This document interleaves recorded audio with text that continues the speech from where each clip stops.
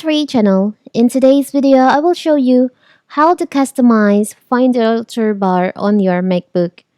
Before we get started, don't forget to subscribe and turn on the notification to keep you updated about this channel. So let's go. Finder is a powerful app that you probably use every day on your Mac, but did you know that you can make it even more useful? By customizing Finder's toolbar, you can create shortcuts to your most used apps and folder or add usable buttons, so you have them all in one place. And the best part is it will only take you a few clicks. So how to customize your toolbar? It's so simple. You can just open your Finder like this. And now, here's your Finder. You can click right on the three dots over here.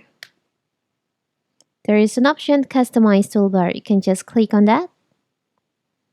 So in here, you can start customizing your toolbar on Finder. If you want to add more or you want to remove features or items from this toolbar, like maybe you want to remove it, you want to remove airdrop, you can just drag it to here. So it will remove from your toolbar. And if you want to add it again, airdrop, you can just add like this. And also you can add maybe the preview in here. So you can access these icons, this feature more easily on your Finder on your MacBook. So simple, right? You can also add share button in here. You can add connect. And if there's too much icon, you can just remove it like this. You can drag it in here. So simple, right?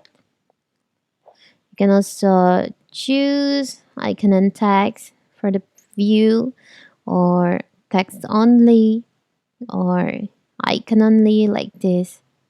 So simple, right? You can click done after you finish. So that is how to customize toolbar on Finder. Don't forget to like and subscribe and turn on the notification to keep you updated about this channel. Thank you and see you.